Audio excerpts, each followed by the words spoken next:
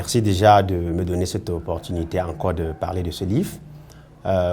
Les problèmes que le Cameroun traverse actuellement, et en particulier, et l'Afrique en général, dans la difficulté d'allier la démocratie, la citoyenneté et puis la construction des nations. Depuis les indépendances, toutes ces difficultés font que le livre se révèle d'un intérêt particulier pour l'Afrique aujourd'hui. Donc, la démocratie rotative comme méthode ou bien comme solution pour résoudre les conflits ethno-régionaux dans une société divisée et plus qu'actuelle, avec tout ce que nous vivons dans les pays africains et plus particulièrement au Cameroun. Le problème anglophone, la dichotomie entre les groupes ethniques, la résurgence du tribalisme autour des élections présidentielles. Parce qu'il faut dire aussi que tous les conflits civils intra-étatiques que l'Afrique connaît depuis la fin de la guerre froide tournent autour de qui a la présidence de la République. Ce n'est pas, on ne discute pas le poste d'un maire dans une localité ou bien d'un député ou bien un poste ministériel. Ça tourne autour de... Voilà pourquoi j'ai donc commis cet ouvrage pour pouvoir régler ce problème une fois pour toutes, afin que peut-être d'ici 2 générations naisse vraiment le citoyen dans nos pays africains en proie à ces problèmes.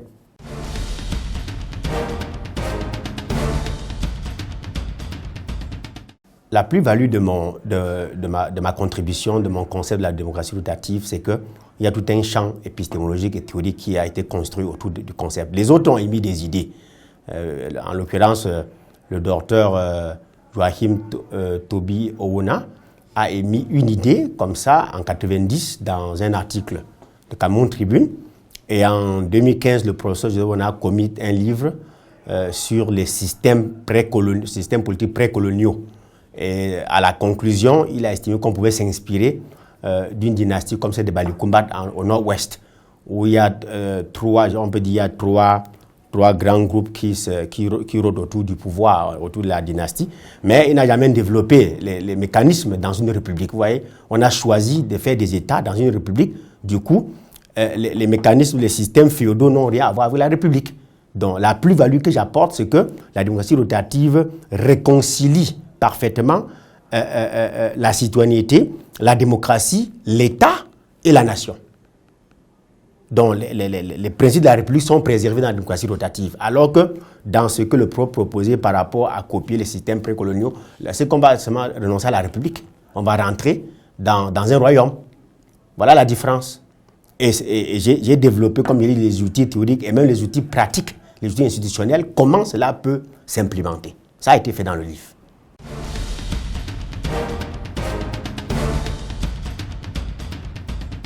Oui, ceux qui doutent dans la plupart n'ont même pas lu le livre. Parce que quand vous lisez le livre, vous êtes convaincu par vous-même. J'ai consacré la première partie du livre sur un déblayage théorique des concepts. Parce que le problème qu'on a, c'est que nous utilisons les concepts de tribus, d'ethnie, clans, peuples, pour ne pas dire la même réalité. Et du coup, on est confus dans notre tête. Après avoir fait ce déblayage théorique pour démontrer la prédominance politique de la notion de nation et de l'État sur l'ethnie, la tribu et le clan, alors j'ai réussi à démontrer comment est-ce que dans la pluriethnicité ou bien dans la diversité, on peut donc s'entendre en termes de comment gérer la cité, surtout à la tête. Et avec cette notion donc, de la rotation, on réconcilie les citoyens d'un pays avec eux-mêmes. On ne réfléchit pas en termes d'exclusion de vous et de nous, mais on réfléchit en termes d'acceptance mutuelle de participation, de même champ de participation. Parce que c'est ça le problème. Ouais, voilà là où il y a la différence. C'est vraiment opérationnel. Déjà, même dans les organisations internationales, ça fonctionne comme ça. Si vous prenez les Nations Unies, vous prenez l'Union européenne, vous prenez l'Union africaine, vous prenez même la CEMAC ici. C'est rotatif. La présidence de la Commission européenne, même de l'Union africaine, tourne sur les pays. Et les secrétaires généraux des Nations Unies tournent sur les continents. Dans le cas du Cameroun, ce que j'ai fait, j'ai d'abord déconstruit, n'est-ce pas, ce que nous avons appris depuis à l'école, que le Cameroun a plus de 250 groupes ethniques, ce qui est faux. Sur le plan scientifique, ça ne tient sur rien. Donc, j'ai fait un effort de déconstruction pour remonter aux métagroupes, les grands groupes. je me suis retrouvé avec 7 groupes au lieu de 250. Et les 7 groupes maintenant ont ce que j'appelle dans le livre, ils ont quand même un repérage territorial. Donc, ils ont des identités territorialisées. Parce que dans certains pays, il y a des identités flottantes. Ce que j'appelle les identités flottantes sont les identités qui ne sont pas territoriales. Il n'y a pas le homeland d'un groupe, comme au Rwanda, comme en Afrique du Sud, comme aux États-Unis. Mais dans le cas du Cameroun, comme la Côte d'Ivoire ou bien la RDC, il y a cette possibilité de retrouver le homeland de certains groupes, même si les gens migrent et qu'il y a une mixitude de populations. Donc, en identifiant dans les 7 groupes, j'ai divisé le Cameroun en 4 régions électorales. Les 3 régions administratives du Grand Nord constituent une région électorale que j'appelle la région du Sahel. Et les 3 régions administratives du Grand Sud, c'est-à-dire la région du Sud, du Centre et de l'Est, une partie des départements du littoral jusqu'à l'océan constitue la région équatoriale. Nous avons la région de la côte atlantique qui va de Memphis jusqu'à Campo. Et puis la région de Grassfield qui est constituée la région de l'Ouest, la région de Nord-Ouest. Voilà les 4 régions électorales sur lesquelles je propose que la présidence de la République rote à raison de 2 mandats par région. Et là où je dis la plus-value, c'est que les partis politiques ont un rôle à jouer. Les partis politiques vont donc, selon les mécanismes internes de chaque parti, nominer leur candidat dans la région qui est en lice et battre campagne pour lui, surtout la République, et c'est tous les Camerounais qui doivent voter. Ce n'est pas que c'est une seule région qui va voter, comme c'est passé le cas, c'était le cas à l'île Maurice tout récemment. Voilà la différence. Donc, le principe de démocratie est respecté, n'est-ce pas? Les libertés, le droit de vote, ainsi de suite, mais seulement la participation n'est plus libre. Donc, on ne peut pas prétendre être candidat à n'importe quel moment. On va attendre le tout de la région où on estime être originaire avant de pouvoir, pour sa candidature, et surtout être nominé par un parti politique qui va battre campagne pour vous, surtout la République. La question de comment déterminer l'identité, l'origine des candidats, se pose toujours. Ça, c'est vrai, je vais être honnête, dans le livre, je ne l'ai pas réglé, mais depuis que ça se pose, je me suis déjà réfléchi dessus, il y a une idée qui est arrivée, je pense que ça réglerait le problème. Ça dit quoi? On peut prendre, parce que chaque individu a plusieurs identités, vous comprenez? Chaque individu a plusieurs identités, et il actionne au manque de l'identité qu'il veut, qui est bénéfique pour lui. Donc, un candidat ou une candidate qui est de première génération, c'est-à-dire qu'on peut dire que 100%, les parents sont d'une région, ou à 50%, ça c'est deuxième génération, ou bien à troisième génération, peut faire valoir son identité X ou Y en ce moment-là. Maintenant, c'est le parti politique qui le choisit, qui prend le risque d'être battu en brèche par les Camerounais par leur vote, ou bien d'être consacré président. Voilà comment on peut régler ça. Et c'est exactement comme on a réglé l'équilibre régional en termes d'admission dans les grandes écoles de l'État. Il y a les pourcentages qui avaient été déterminés à l'époque. Bien sûr, c'est nécessaire. Parce que si on ne le fait pas, c'est une sorte de ségrégation positive. C'est nécessaire dans un contexte pluriel. On l'a fait aux États-Unis pour booster les Noirs, on l'a fait en Afrique du Sud pour booster les Noirs. Pourquoi pas au Cameroun? Si on laissait la soi-disant méritocratie, qui n'est pas une mauvaise chose dans une société de compétition, on aurait des régions vraiment très, très retardées au Cameroun. L'équilibre régional est nécessaire. On peut peut-être revoir les quotas et certains principes, mais au fond, la philosophie, elle n'est pas mauvaise. C'est dans l'application qu'il y a les dérives qu'on peut regretter.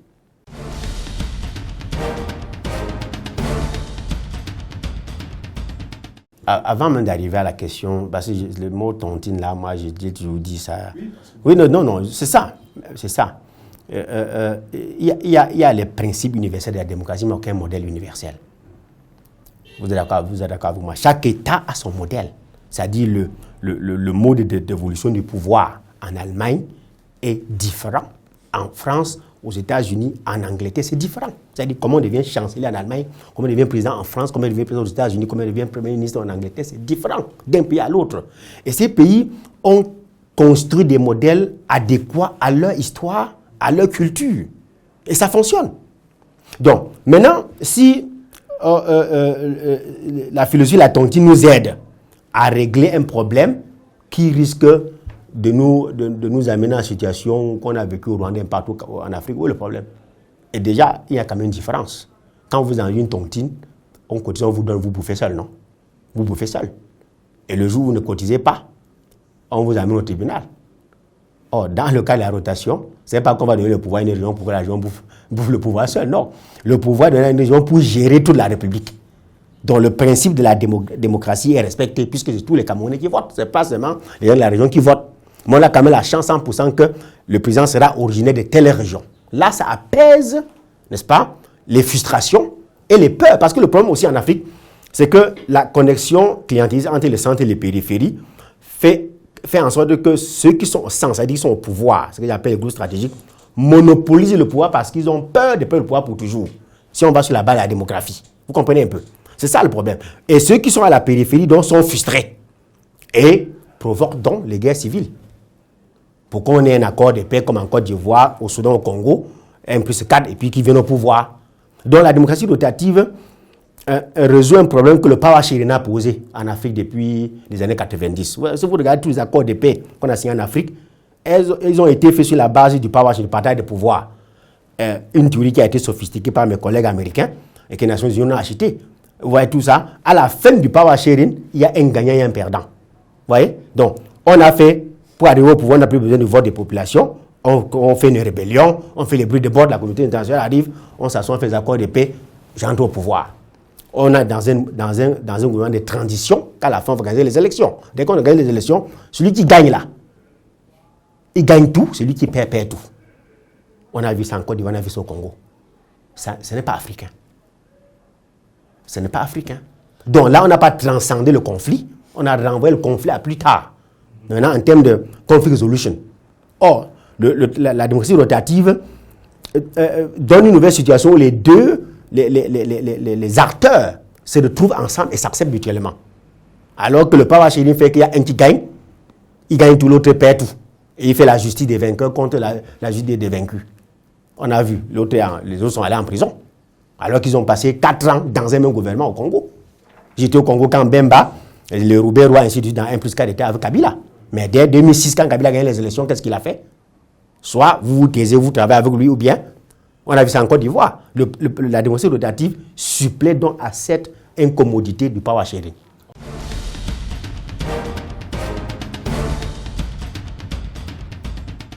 La République, c'est quoi? C'est qu'il y a un contrat social, de Rousseau, entre les dirigeants et le peuple. Et le peuple, ce contrat social, c'est la Constitution. Le peuple a donc la possibilité de sanctionner ceux qui dirigent et qui gouvernent mal. Mais le mécanisme de régulation entre le peuple et les dirigeants, ça diffère d'un pays à l'autre. Ça n'a rien à voir avec ça. Aux États-Unis, on perd les élections ayant la majorité populaire. Ce n'est pas la République. Vous voyez, Hillary Clinton a payé les élections, elle avait 3 millions de voix plus que Trump. Mais seulement les Américains ont ce qu'ils appellent les grands électeurs. Les grands électeurs, c'est des familles qu'on est convaincus qu'ils vont se battre pour l'Amérique. C'est comme les notables, comme les lords en Angleterre. Vous voyez un peu? Or, dans la démocratie, c'est un homme, une voix. Un homme, un vote. Ça ne fonctionne pas aux États-Unis.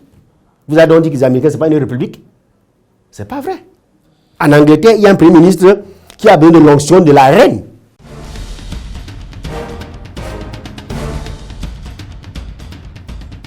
Exactement.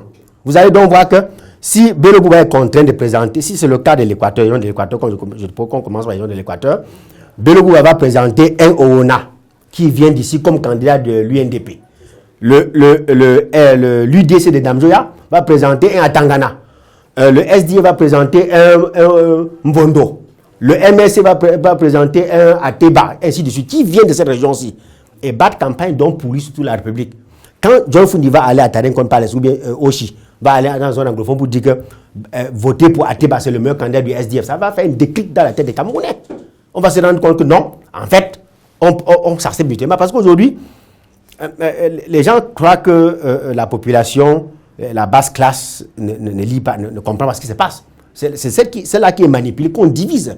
Et c'est cette basse classe qui est dangereuse pour les guerres, en termes de guerre, en contexte de guerre civile.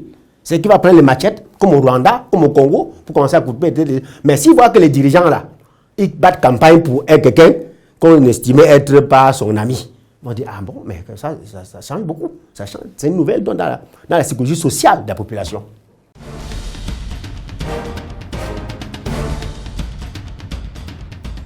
Non, ne confondez pas les systèmes politiques.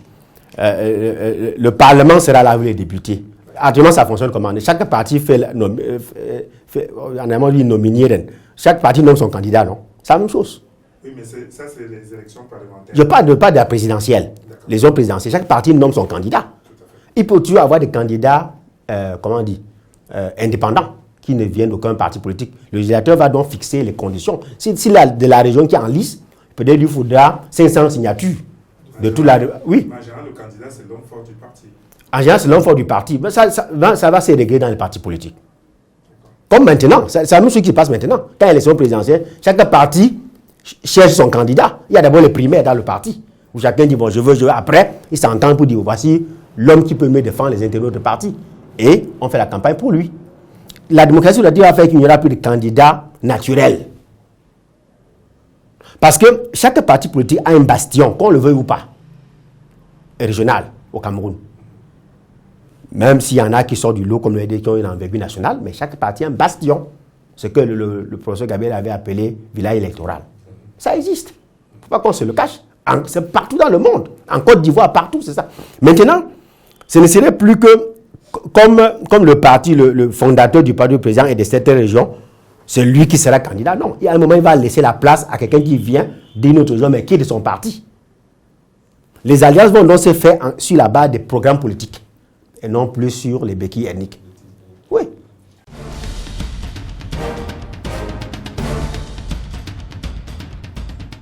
Mais c'est ça, dans le People Democratic Party, la votation fonctionne. Ce n'est pas écrit dans leur constitution. Mais ça fonctionne. Il y a ça entre le nord et le sud, les chrétiens et les musulmans. Ça fonctionne. Donc, comme vous dites là, comment vous dites ça fonctionne au Nigeria. Je parle de ça dans le livre. Vous apportez l'eau à mon moulin. Oui. Et même dans certaines églises au Cameroun, l'église évangélique du Cameroun, il y a 3 grandes composantes socio-linguistiques. Les Douala, les Bamileke et les Bamoun. La présence de cette église rotait sur les 3. Le problème est arrivé maintenant parce que c'était le tour des Sawa. Et on doute donc de la saouitité du président Henje Toyek, qui aurait des affinités avec les Bamileke.